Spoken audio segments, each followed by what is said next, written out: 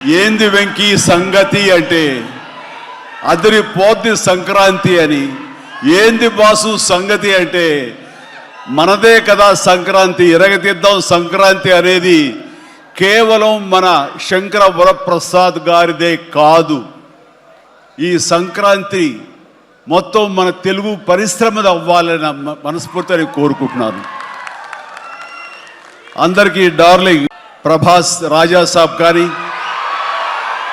అన్నయ్య అంటూ ఆప్యాయంగా పిలిచే నా తమ్ముడు రవితేజ సినిమా, అలాగే మా ఇంట్లో సరదాగా తిరుగుతూ చిన్నప్పటి నుంచి పెరిగినటువంటి శర్వానంద్, నారి నడుమ మురారి కానీ, నాకు గురువుగా నన్ను భావిస్తూ నా శిష్యుడిగా ఉన్న నవీన్ పోలిశెట్టి, వీళ్ళందరి సినిమాలు కూడాను ఈ సంక్రాంతికి సూపర్ హిట్ అవ్వాలని, తద్వారా వాళ్ళకి విజయం లభించడమే కాదు, తెలుగు సినిమా పరిశ్రమకు, నిర్మాతలకు, బయ్యర్లకి వీళ్ళందరూ కూడా సుభిక్షంగా ఉన్నప్పుడే అదే నిజమైన సంక్రాంతి.